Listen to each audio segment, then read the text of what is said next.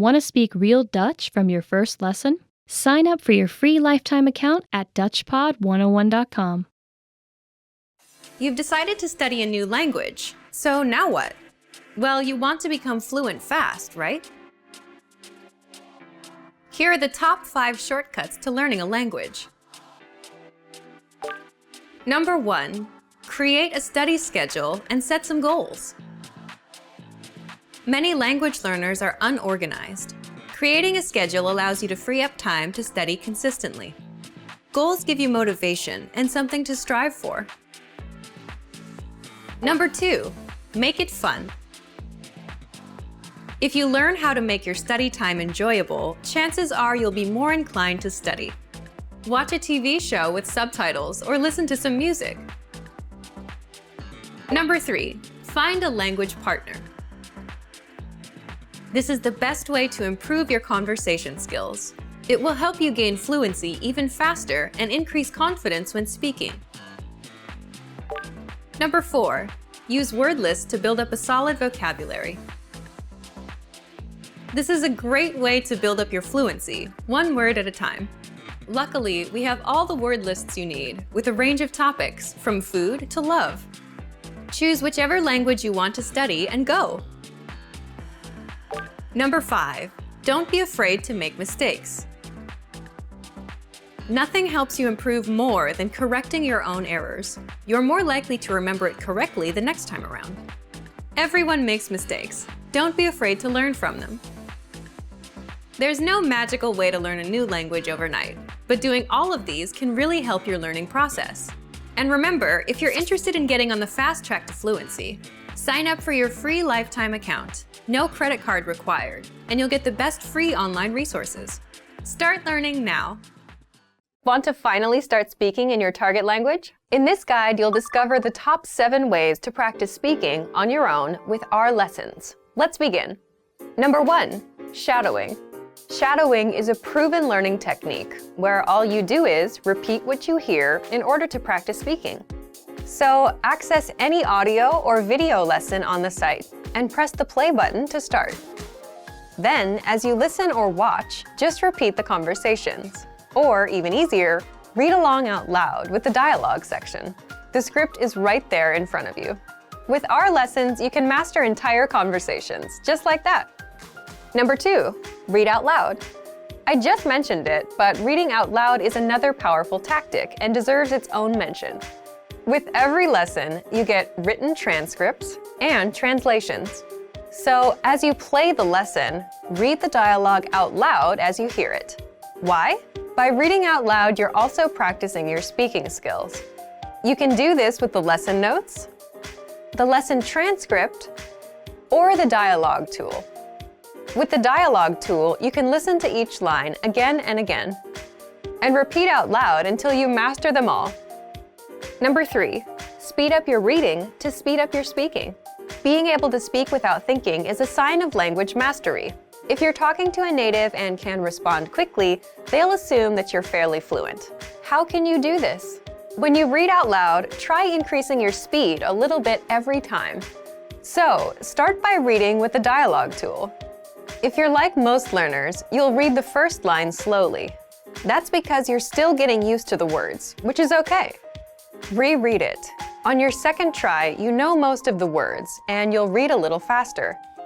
Reread it again. On your third try, you'll be even faster, at a native speaker's speed. And being able to read these phrases out loud and fast will help you speak fast. Number 4, record and compare yourself with native speakers. In order to sound like a native speaker, you must imitate native speakers. So here's how.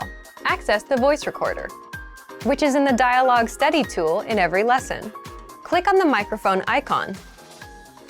Listen to the native speaker's audio, and then record yourself. You can then compare the 2 recordings side by side, and practice and try again and again until you perfect your pronunciation. Number 5, get feedback from our Premium Plus teacher.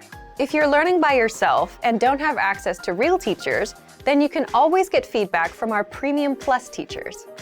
With the My Teacher tool, you can record yourself speaking and send the audio file to the teacher. They'll review it and tell you what to improve and how. That's it. Number 6, level up your speaking with Premium Plus assignments. With Premium Plus, you can also get assignments that cover reading, writing, listening, and even speaking from your teacher. These assignments can be tailored to your goals and needs. You get a new one every week, or anytime you're ready for a new one. Number 7, get even more lessons in the lesson library. If you want even more lessons on speaking and conversations, visit our lesson library and under Category, choose Conversation. You'll get all of the pathways and lessons that are focused on speaking. If you enjoyed these tips, hit the like button, share it with anyone who's trying to learn a language, and subscribe to our channel. We release new videos every week.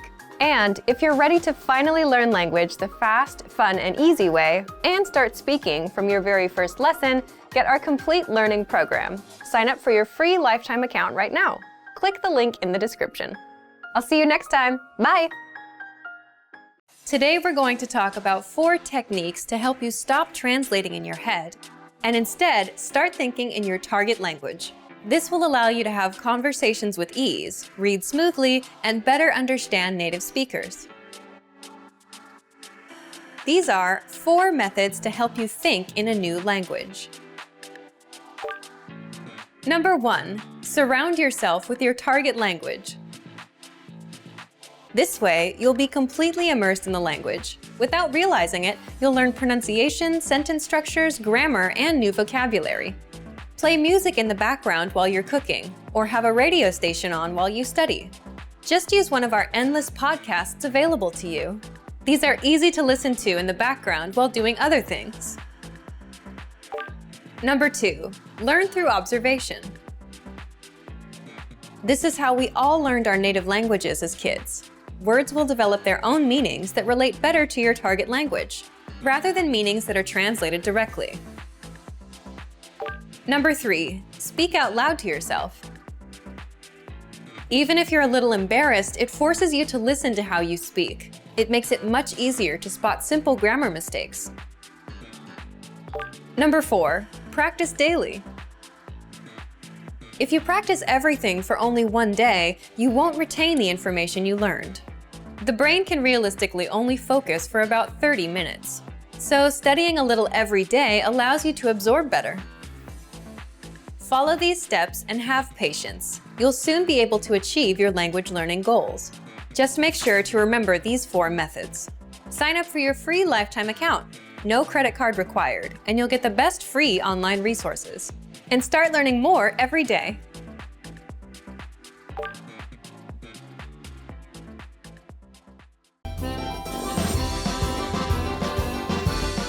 Hallo allemaal, ik ben Gabriella.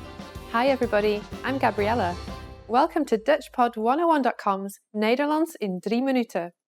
The fastest, easiest and most fun way to learn Dutch. In the last lesson, we learned how to use the verb komen. We will now jump into our lessons dedicated to question words in Dutch. The first is one of the most commonly used question words, and it is what. You'll see that in Dutch, it's actually very similar to English, wat. So, imagine you want to ask your friend, what are you doing? How will you do it? You will ask, wat ben je aan het doen? Wat ben je aan het doen? So let's break down this question. Wat is what in Dutch. Ben je means are you. Ben is a conjugation of the verb zijn, to be. Aan het can be literally translated as on it in English. This might puzzle you a little, but aan het is a crucial part of this Dutch expression. Finally, doen is the verb to do. So altogether it is, wat ben je aan het doen? What are you doing? As you may have noticed, we already learned a similar question a few lessons ago, but it was slightly different. Wat ga je doen? Which means, what are you going to do? In fact, there are several other ways to pose the same question, but the most important thing is that all of them start with wat. The rule is simple. In Dutch, wat will always be the first word in the sentence when asking a what question. If you want to ask someone's name, you could ask, hoe heet jij? Which literally means, how are you called? But you could also say, wat is jouw naam? Wat is jouw naam? Here, wat is the first word, followed by is, which is the same as the English is. And finally comes jouw naam, which means your name. Asking what is this or what is that is as easy as in English. Just say, wat is dit? Or wat is dat?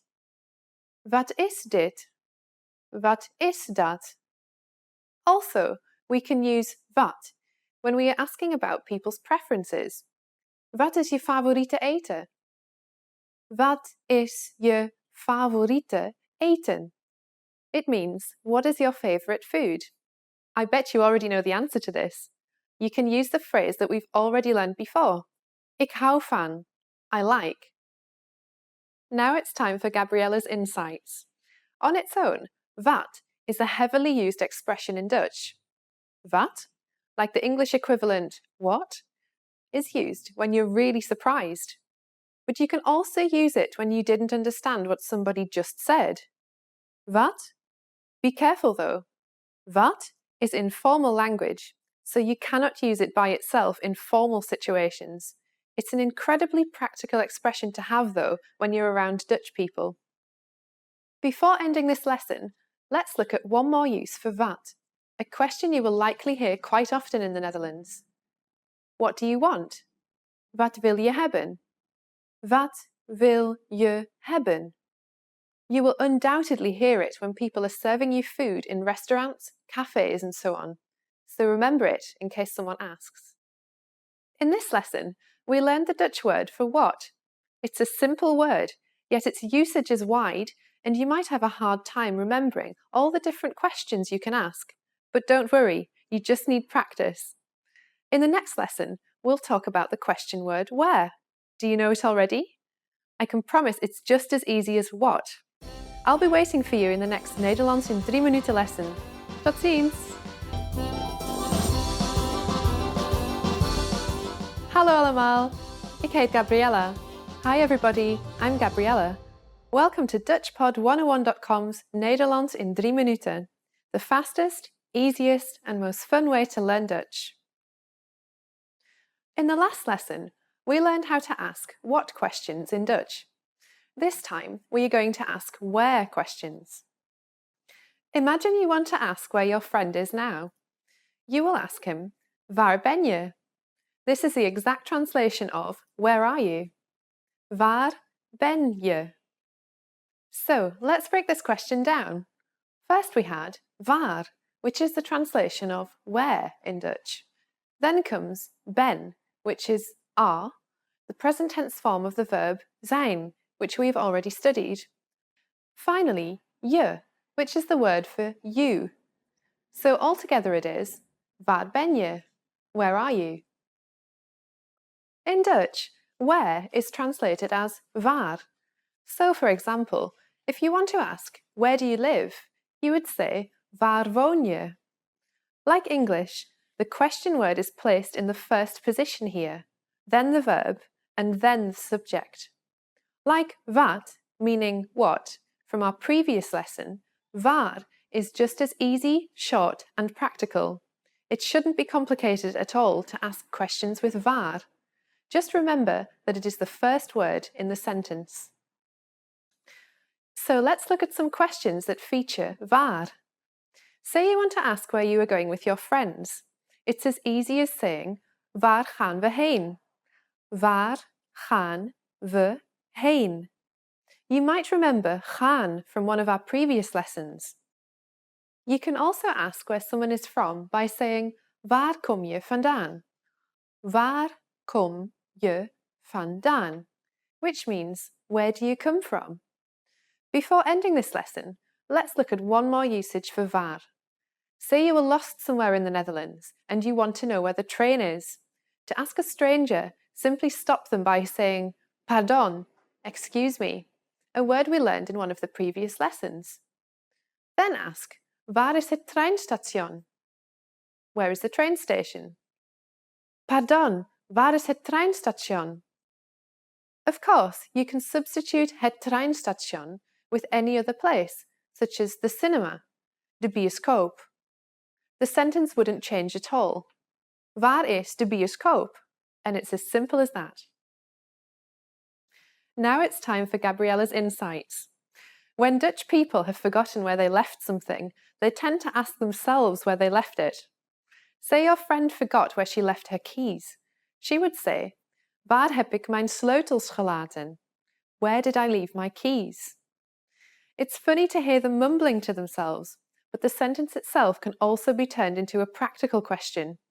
If you switch the pronoun, you can ask others where they left something. Say you want to know where your friend left a book. Just ask, waar heb je het boek gelaten? Where did you leave the book? Waar heb je het boek gelaten? In this lesson, we learned how to correctly use the Dutch word for where, waar, and also its different variations. Now you can avoid getting lost. In the next lesson, we'll learn more about asking questions, this time using wanneer in Dutch. I'll be waiting for you in the next Nederlands in 3 minuten lesson. Tot ziens! Hallo allemaal! Ik heet Gabriella. Hi everybody, I'm Gabriella. Welcome to DutchPod101.com's Nederlands in 3 minuten, the fastest, easiest and most fun way to learn Dutch. In the last lesson, we learned how to ask where questions in Dutch. This time, we are going to ask when questions. Let's go. Imagine you want to ask when your roommate is coming back home. You will ask, wanneer kom je terug? When will you come back? Wanneer kom je terug? So let's break down this question. First we had wanneer, which is the basic translation of when in Dutch. Komen is the verb to come. Kom is in the present tense, as you might remember. Then je, which is the word for you. And finally terug, which is back. So altogether it is, wanneer kom je terug? When will you come back? So in Dutch, when is translated as the word wanneer. For example, if you want to ask, when were you born? It would be, wanneer ben je geboren? As in English, the question word is placed in the first position, then the verb, and then the subject. So let's have a look at another example. How can you say, when did you arrive? It is exactly the same pattern. Wanneer ben je aangekomen? First we have wanneer, which is when. The second word is ben, which is a conjugation of the verb zijn, to be. Used with the final verb aangekomen, which means arrived. This is the construction for a completed past tense action. Then we have je, you. If you want to ask a question about duration, such as since when have you been a teacher, you will have to say sinds wanneer ben jij leraar? Here too, it's exactly the same as in English, because since is since. So sinds wanneer means since when. Let's say you want to meet a friend. How would you ask, when shall we meet in Dutch? It's easy because you can translate it directly. It becomes, wanneer zullen we afspreken? Here we use the verb zullen, which means shall. So you can use it when you want to talk about the future. Then we have we, which is we in Dutch. And finally, afspreken, which is the infinitive form of the verb afspreken, which means to meet. But of course, there are also other ways to ask about time. You can even be more specific by asking about the year, the date, or the hour. For example, you can ask, when did you start working this month? Which will be, wanneer ben je deze maand begonnen met werken? Or, when did you travel last year? Which is, wanneer heb je vorig jaar gereisd? Now it's time for Gabriella's insights. To ask how long an action has been taking place in Dutch, we say, hoe lang? It sounds a lot like how long in English. For example, hoe lang heb je gewacht? Which is, how long have you been waiting? In this lesson, we learned how to use the Dutch word for when, wanneer, and also a bit about hoe lang. Next lesson, we'll learn more about asking questions with who in Dutch. I'll be waiting for you in the next Nederlands in 3 minuten lesson. Tot ziens! Hallo allemaal, ik heet Gabriella. Hi everybody, I'm Gabriella. Welcome to DutchPod101.com's Nederlands in 3 minuten, the fastest, easiest and most fun way to learn Dutch. In the last lesson, we learned how to ask when questions in Dutch. This time, we are going to ask who questions. Imagine you want to ask your friend who the girl sitting behind him is. In this situation, the question you would ask is, wie is zij? Who is she? Wie is zij? So let's break down this answer. First we had wie, which is the basic translation of who in Dutch.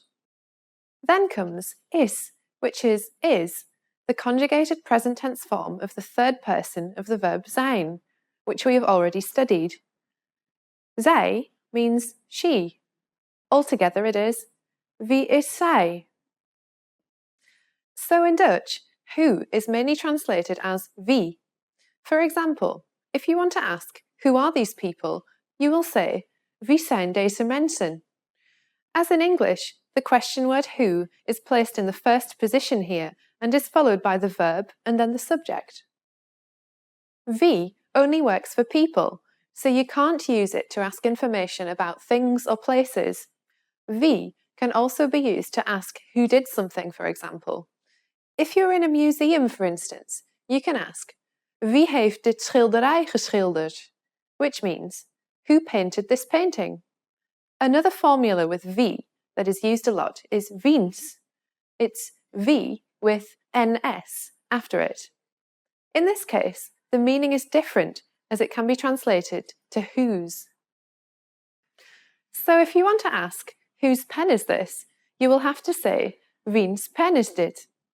If we break down this question, it is wiens, which is whose, pen, which is pen. Then we have is, which is the present tense of the verb zijn, which you should know. And finally, dit, which means this. You can also use the word wie if you want to know who an item is for. We use the same word wie, but you place for in front of it. So it becomes voor wie. For example, you can ask, for whom is this piece of cake? Voor wie is dit stuk taart? Now it's time for Gabriella's insights. If someone that you didn't expect is knocking at your door in the Netherlands, the common question you can ask is, wie is daar? Before opening the door. This literally means, who is there? However, it's not all that common to ask this. Usually, Dutch people will say, hallo, with a rising intonation to indicate that it's a question. In this lesson, we learned how to correctly use the word for who, which is wie in Dutch. The next lesson will be the last one in this absolute beginner series. We will deal with the last common question word, waarom. So I'll be waiting for you in the next Nederlands in 3 minuten lesson. Tot ziens! Hallo allemaal, ik heet Gabriella. Hi everybody, I'm Gabriella. Welcome to DutchPod101.com's Nederlands in 3 minuten, the fastest, easiest and most fun way to learn Dutch. In the last lesson, we learned how to ask who questions in Dutch. In this final lesson of the series, we are going to ask why questions. Imagine your boss is giving you a call because you are not at work today. He will certainly ask you, waarom ben je niet op je werk vandaag? Why are you not at work today? Waarom ben je niet op werk vandaag? Let's break down this question. First we had waarom, which is Dutch for why. Ben is the present tense of the verb zijn when you're asking a question. Je is the word for you. Then comes niet, which is not. Then op werk means at work. And finally, vandaag, which is today. Altogether, it is, waarom ben je niet op je werk vandaag? So in Dutch, waarom is the exact translation of why, and it's used to ask the reason for something. So, for example, if your boss is asking you, why are you late today? He will say, waarom ben je laat vandaag? Here he uses why in order to get explanations and reasons. Let's look at some of the other uses for waarom. If someone says something you don't agree with, you can tell them, waarom denk je dat? Why do you think that? Waarom denk je dat? Or, if you are concerned about the train being late, you can ask someone, waarom is de trein laat? Why is the train late? Waarom is de trein laat? It sometimes happens in the Netherlands. The answer to these questions could be, ik weet niet waarom. I don't know why.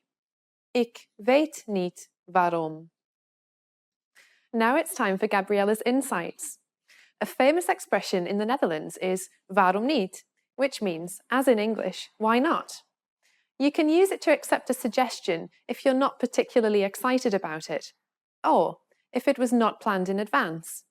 For example, if a friend suddenly asks you, do you want to go to see a movie tonight? You can answer, waarom niet? Why not? This lesson is the last of this Absolute Beginner video series, but it's hopefully not the last you'll learn about the Dutch language. To take your language ability to the next level, check out DutchPod101.com, the fastest, easiest, and most fun way to learn Dutch.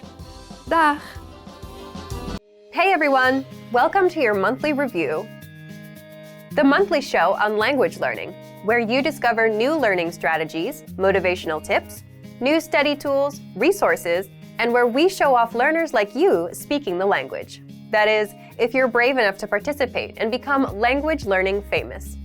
All the materials mentioned in this video are available for you right now on our website.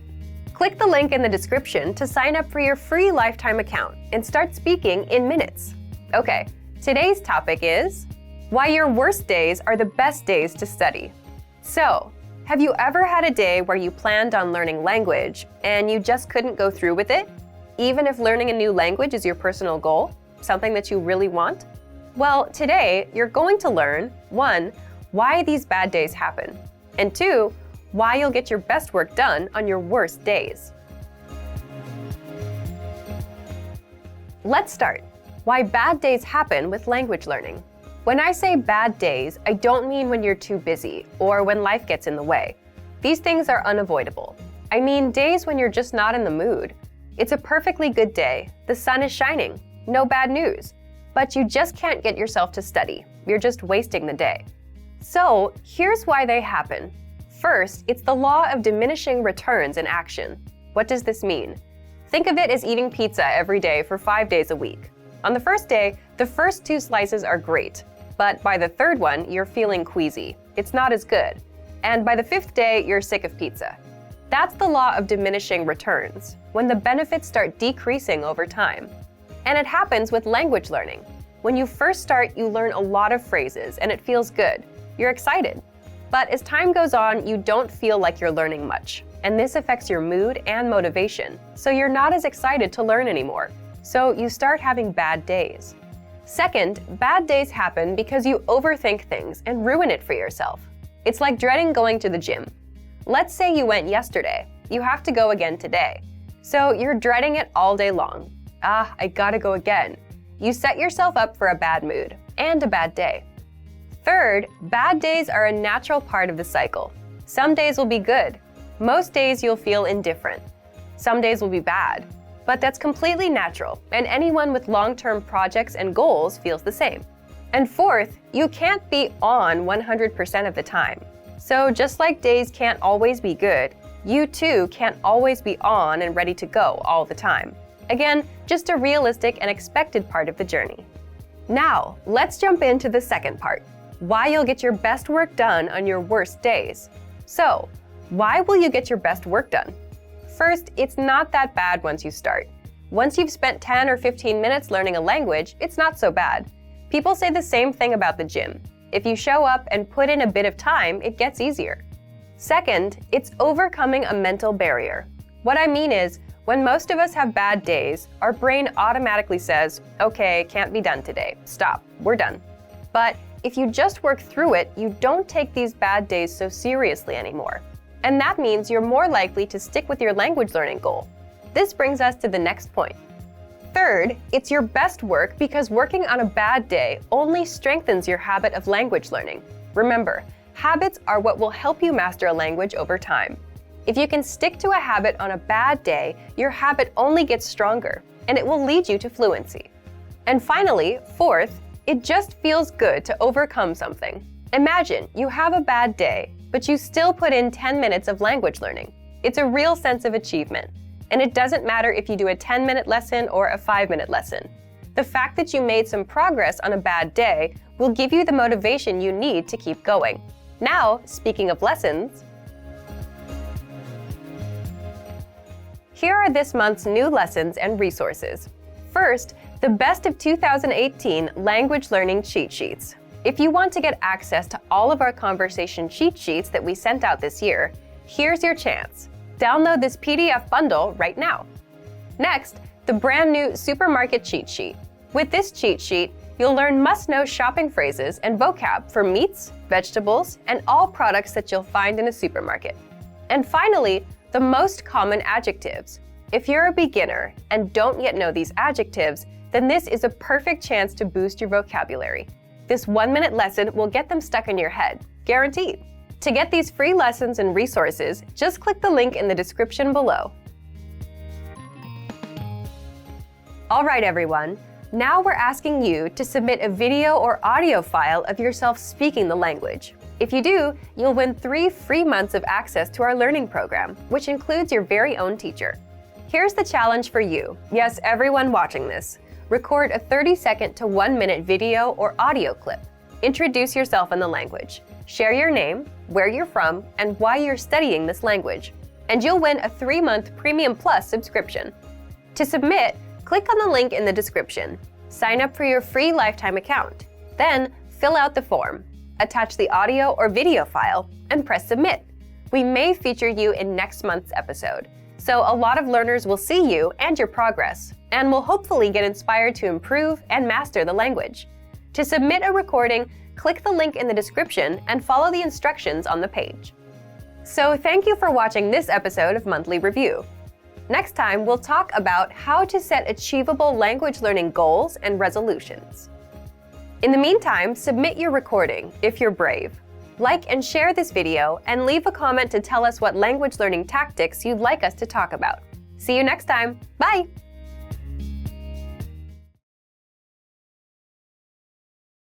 You probably already have language learning goals, but the real key to success is to make the right goals. In this video, I'll show you how, with 5 tips to stop wasting your time and start learning. Hi everyone, Alicia here. In this video, I'll teach you 5 tips to stop procrastinating and keep your motivation for learning a new language. Some of these are study methods, and some will be general ways that you can keep your study motivation up. While these tips are for studying a language, some of them are good for other things in your life too, such as new challenges or other types of goals. But before we start, don't forget to click the link in the description to get your bundle of PDF cheat sheets, including survival phrases, romantic lines, learning tips, absolutely free. Now, you probably already have some goals you're trying to achieve when it comes to your language learning progress. While achieving these goals is important, making sure you make the right goals is the real key to success. The very first tip is to set SMART goals. SMART is an acronym, meaning each letter in the word stands for another word. The earliest known reference to SMART goals was in an article written by George T. Doran for a 1981 issue of the Management Review Academic Journal. The acronym varies depending on its use, but each letter generally stands for some criterion that helps with effective goal setting. For our purposes, let's define SMART goals as follows. The S stands for specific. Your goals should target a specific area for improvement. Our natural tendency is to have a goal that's very general.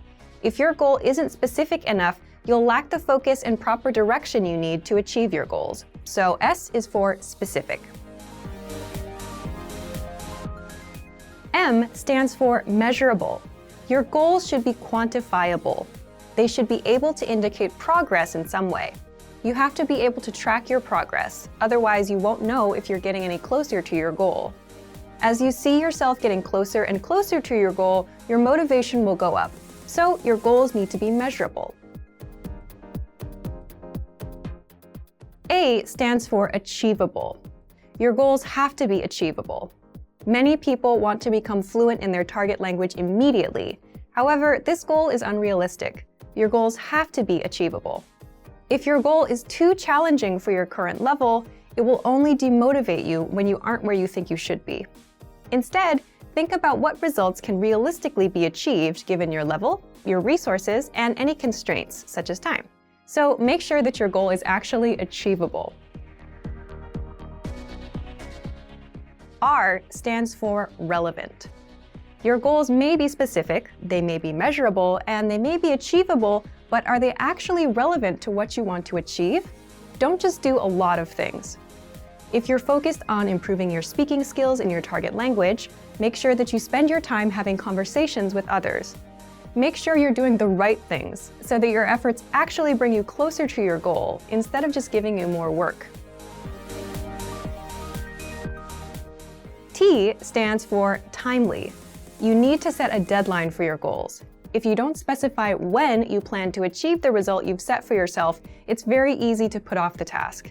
You can delay it until tomorrow, the next week, or the next month, and at this rate, you'll never get things done. So your goal must have an end date. So remember, tip number 1 is to set SMART goals: specific, measurable, achievable, relevant, and timely. So, for example, a goal you could make is registering for a challenging test, a test that's a little bit beyond your current level. I hate failing, so if I register for a challenging test, I'm motivated to study because I don't want to fail. This is a good example of a SMART goal because tests are specific. There are tons of different tests focused on speaking, grammar, and comprehension. Pick a test that can measure the specific area in which you'd like to grow. Measurable. Tests are measurable. Every test measures your performance to some degree. Whether it's a total count of right and wrong answers or a simple pass or fail, every test measures your performance. Tests are achievable. There's an important detail to remember here, though. Find a test that is achievable for you. If you're a beginner, then the most advanced test is probably not right for you. Find one that's meant for beginners. Then, after that one, work your way up to more advanced tests in the future. Tests are relevant. Most, if not all, language tests are designed to ensure that you're capable of performing to a set standard in your target language. Lower-level tests are designed to ensure that you can handle the most essential aspects of your target language. But there are tests for all levels, including higher education entry exams that could be difficult, even for native speakers. Pick the one that's right for you. And finally, tests are timely. If your test is completed in a physical location, then this one is obvious. You have to be at that spot at the set time, ready to take the test. There's no wiggle room. But even online tests will most likely have a deadline for you to complete them. The second tip to help you stop procrastinating and to keep your motivation up is to create a diary or social media account that you can update every day. This may seem simple or even unrelated to language learning, but by creating a diary in your target language, you have the chance to actually create in the language itself. Creating a diary is also a great way to practice writing in your target language. Another method is to create a social media account, which gives you the chance to connect with other people who are working toward the same goals as you. Maybe they can even give you feedback on your writing. If you're following people online who regularly share good resources, those can be really helpful for you too. It lets you find new tools that can encourage and motivate you, especially if they relate to some of your other interests, such as music or books in other languages. This is a really good way to take a few minutes every day to work towards your goal, without it even seeming like work. The third tip is to focus on understanding a specific TV show or movie. Try to watch a movie in your target language without any subtitles, or try to understand your favorite TV show that's in your target language. If you don't already have a goal like this, it can be a fun way to practice. If your friends often talk about a particular TV show, it could be a good way to study and a fun way to keep your motivation up together. Plus, TV shows and movies often use the language in a way that's vastly different from the conversations provided in traditional textbooks. So you often get to hear different vocabulary choices. It's a very powerful way to learn a language and end up sounding more like a native speaker. Tip number 4 is to enroll in a regular language course. Register for something you have to go to or you have to participate in regularly, meaning every week or 2 times a week or maybe even every day. The point of this is it's something that gives you a pattern to follow. Forming a study habit will help you progress very quickly. It will make it easier for you to achieve your language learning goals. Once you form the habit, you won't even have to think about starting each time. It'll just be natural. Have something that you must take responsibility for. You'll be more motivated to continue if there are others, especially classmates or a teacher, watching you progress. Look for resources inside your community, and if there are no opportunities there, look for things digitally. You can find many of our videos on YouTube, on Facebook, and of course, our entire video and audio lesson library on our website. The lessons on our website also come with assignment courses, so you can test your knowledge. The last tip is to make your goal public. Share your goal. Tell people about your goal. For example, if you want to give a business presentation in your target language this year, then tell your colleagues or your boss about it. Some people may find what you're doing interesting, and they can support you. This kind of pressure can help push people forward who have trouble motivating themselves alone. By telling others about your goal, you'll feel more accountable. Because you told somebody that you were planning on doing something, there's an underlying sense of guilt if you don't accomplish the task. You may feel that you have failed your peers in some way, even if there's no direct pressure from them. Using this technique, you can push yourself into moving forward toward your goal, especially at times when you feel the least motivated. And that brings us to the end of our 5 tips to stop wasting time and start learning a language. We've talked a lot about how to set goals for yourself and think about new challenges. First, I told you about creating SMART goals. Remember, SMART goals are specific, measurable, achievable, relevant, and timely. Registering for a test is a great example of a SMART goal. Next, we talked about keeping a diary or social media account in your target language. Start doing it right now, even if you're still a beginner. Then, I suggested that you focus on understanding a specific TV show or movie. Pick something in your target language that you really love, because you may need to watch it over and over again until it all makes sense to you. And next, we talked about enrolling in a regular language course. This will give you something concrete that you must take responsibility for. Finally, make your goal public. Tell someone about your learning goals to keep you accountable for them. You're much less likely to abandon your studies if you have friends asking you about your progress. I hope that these are useful tips that you can use to reach your language learning goals. And before we go, let me remind you to download tons of free PDF lessons to learn the language the fast, fun, and easy way. Just click the link in the description. If you like this video, give us a thumbs up and share it with anyone who may find it useful. Do you have any good tips that you've used to help you reach your goals? Share them in the comments. Thanks very much for watching, and see you next time.